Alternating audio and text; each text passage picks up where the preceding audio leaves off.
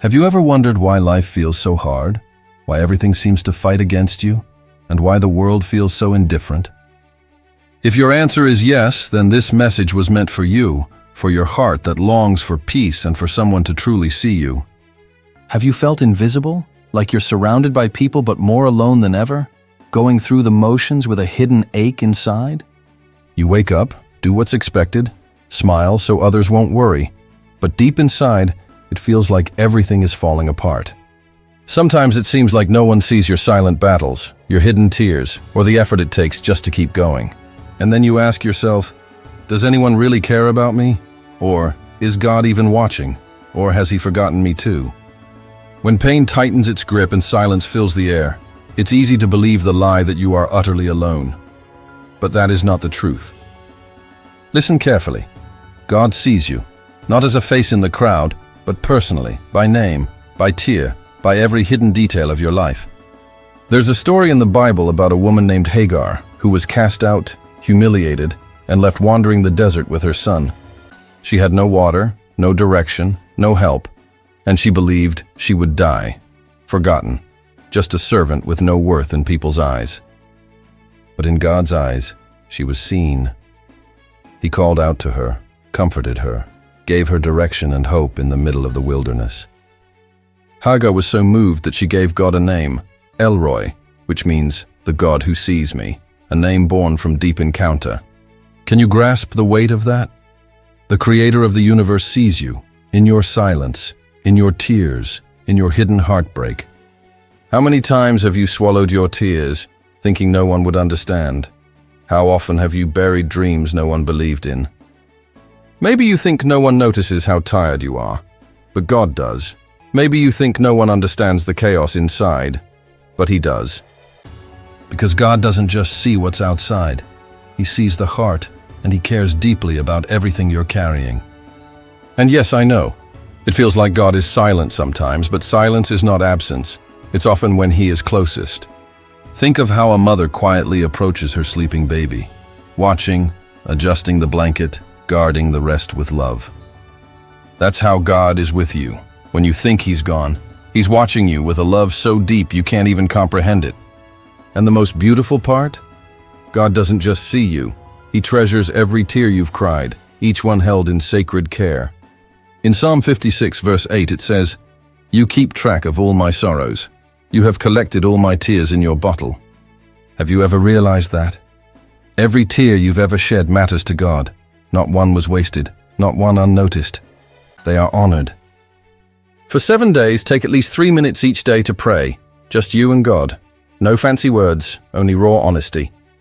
You can say, "God, I'm tired. I don't understand any of this, but I want to believe you still see me." Don't wait to feel something. Just speak. Even without motivation, even with doubt, pray anyway. Because faith doesn't come from strength, it comes from surrender. And you may begin to notice that while nothing around you changes, something within you quietly begins to shift. Because the moment you know you're no longer invisible, something inside you breathes again. Don't give up just because you feel unseen. Don't stop because you believe no one cares. All of heaven cares about you, and that is not just a beautiful phrase, it's an eternal truth. One day you'll look back and realize why you had to walk through that valley. And you'll see that even when everyone else ignored you, God did not. He saw you, he loved you, and he carried you in silence. That's why you're still standing. That's why you haven't fallen apart. The God who sees you is the same God who lifts you. Maybe you've asked, why am I going through this? Why me? Why this heavy burden, this quiet pain, this lonely battle that no one seems to notice or understand? But what if I told you that this pain, this anguish that feels like it's breaking you, could actually be the very thing building you? Maybe you've reached the point where you think your life no longer has meaning, that everything you've faced was for nothing. The Bible says in the book of Romans, chapter 8, verse 28, "We know that all things work together for the good of those who love God." All things, not just the joyful ones, not just the victories, but also the losses, the betrayals, the rejections, and the dry seasons. Sometimes we feel like we're being crushed, but in truth, we're being shaped. And yes, it hurts, because growth and refinement always hurt.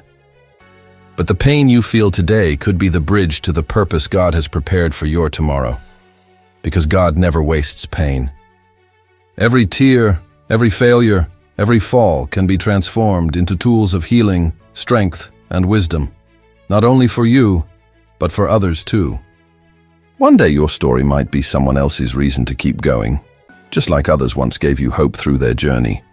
Now imagine, what if your life becomes the testimony that lifts someone up in the future, right when they needed it most? Do you know Lauren Daigle?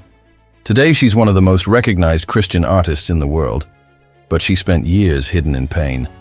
She battled rejection, insecurities, and illnesses that affected the very voice God had given her. And yes, she almost gave up. But it was in that silent and dark place that God began revealing what He had placed within her. The songs came from the tears. She sang with a broken heart, and that's exactly where people connected with the truth. And what God did for her, He can do for you too. It becomes a seed of growth, of healing, of something beautiful that is yet to bloom in your life. Maybe right now you feel completely lost, like everything around you has lost its color, its direction, its sound. And still, something inside you stirs. A small, quiet whisper that keeps saying, "Don't give up now." That whisper is the voice of God, calling you just as you are, with your pain, your scars, your past. You don't have to be flawless to have purpose. It's in your weaknesses that God's power is revealed the most. If you can't make sense of everything you're facing right now, that's okay.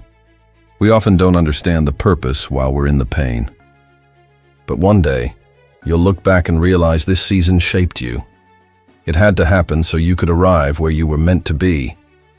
What feels like the end today will be revealed as the beginning of something far greater than you could imagine. God is an expert at rewriting stories. He turns mourning into dancing, grief into strength, and defeat into testimony. He gathers every shattered piece of your life and creates something new. Not the same as before, but stronger, deeper, better. So here's a challenge. For the next 14 days, take a few minutes each day to write. Write what you feel, what you're battling, what you're still hoping for. Write down your fears, your prayers, your dreams. Even if your faith feels small, put it on paper and hold on to it. You will come out of this stronger, wiser, more compassionate, more aware of God's power working in your life. You don't have to share it with anyone. Just keep it, because one day those words might become a song, a story, or simply proof that you made it. And one day, you'll meet someone walking the same painful path you once walked, and you'll say, "I've been there, and I overcame." In that moment, it will all make sense. Your pain will be someone else's answered prayer, your suffering, someone else's healing. So please, don't quit now, because you're in the middle of the process, and no process lasts forever. What God began in you, He will finish. What feels like chaos right now will be revealed as divine purpose. But for that to happen, you must keep going, even when life breaks you with unexpected storms and painful losses. Sometimes everything you thought was certain falls apart, and all you're left with is silence, pain, and the thought, "I can't take this anymore." But hidden behind the pain is something you don't yet see, a strength being built, a future being formed in the unseen. What is breaking you now is actually preparing you, shaping a version of you ready for what's ahead. Remember what God told the Apostle Paul when he begged for relief from suffering. "My grace is sufficient for you, for my power is made perfect in weakness." That's in 2 Corinthians chapter 12, verse 9. So if you feel weak, broken, vulnerable, know that this is where God's strength can move the most powerfully in your life. Maybe today you feel stuck, overwhelmed by deep sadness, crushed by anxiety, weighed down by guilt, or haunted by a fear you can't explain. And if you're honest with yourself, you might admit you've thought about giving up more than once, on a dream, on a relationship, on everything. But let me ask you this. How many times did you believe you couldn't go on, yet somehow you're still here? How many times did it feel like the end, but even so, you kept moving forward step by step, breath by breath? The fact that you've made it this far means something inside you refuses to quit. Even if it's hurt, even if it's tired, it's still alive. That spark inside you is proof that you're stronger than you think. And more than that, God didn't bring you this far just to leave you now. He doesn't waste pain. He turns weakness into power, failure into wisdom, and limitations into surprising victories. Think about Nick Vujicic. Born without arms or legs, bullied, rejected, and humiliated from a young age, he once tried to end his life.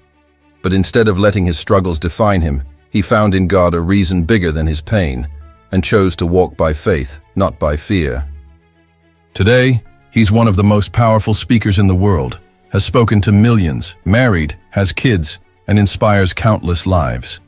All of that because one day, he chose to keep going, even when everything around him screamed for him to stop. Now let's bring it back to you. Have you been defining yourself by your limits, your losses, your failures, or everything you lack? Maybe you're thinking, but I have no strength left. And let me tell you, that's okay. You're not meant to be strong all the time. You just have to keep going, because the strength that holds you up doesn't come from you. It comes from the grace of God. Faith doesn't mean you don't feel weak. It means you choose to move forward anyway, even when you're unsure, even when you're afraid. Here's a challenge. For the next 30 days, every morning, say out loud, even if your voice shakes, I am strong because God is my strength. I can move forward because He holds me up. Write it down. Stick it on your mirror, your wall, your door. Speak it every single day. The more you speak the truth, the deeper it takes root in your soul, until it becomes part of who you are from the inside out. And if somewhere along the way you fall, that's okay too. God isn't asking you for perfection. He's asking you for surrender. He's not demanding that you rush. He simply wants you to keep moving, to not give up, no matter how slow the pace. Have you noticed how the roots of a tree grow in the dark, silent, unseen, without applause or recognition? And yet it's in that hidden place that the foundation is built. So when the storm comes, only what has deep roots remains standing. What you're going through right now might be deepening your roots. Maybe no one sees it, maybe no one understands, but God sees it all. And when you least expect it, something within you will bloom. Not because the pain disappeared, but because you grew through it. So don't stop now. You're in the middle of a process that is shaping you into someone who cannot be shaken. One day someone will look at you and say, I don't know how he did it, but he made it. She went through all of that and still came out victorious. And you'll respond, smiling through tears. It was God. He held me up when I thought I couldn't take another step. Believe this, that day is coming. Many give up, just seconds before the miracle arrives. They quit while the blessing is already on its way, in the final pages of pain. And the saddest part is, they'll never know what would have happened if they had waited just a little longer. You know those moments when everything feels darker? When your prayers feel like they hit the ceiling? When God's silence sounds like abandonment? It's exactly there, in that very place. Something is being prepared. That's why the enemy whispers so loudly, just end it. Because he knows what's coming if you endure a little more. The Bible shows this clearly in Habakkuk chapter 3, verses 17 through 18. Even though the fig tree does not blossom, and there are no grapes on the vine, even if the olive crop fails, yet I will rejoice in the Lord. It's like the prophet is saying, even when everything goes wrong, I'll keep trusting. Can you say that today? Can you declare faith even when you see no sign of change? Maybe you're in that season where nothing makes sense. You pray, but nothing happens. You try, but fail. You push forward, but it feels like going in circles. And your heart cries out, why keep trying? But hear this, it's in the darkness that the seed starts to grow. It needs silence. It needs to be covered. What looks like the end is often the beginning of something beautiful. That's how it works with God. He works in the unseen. He moves behind the scenes, shifts things you can't see, connects people, opens impossible paths.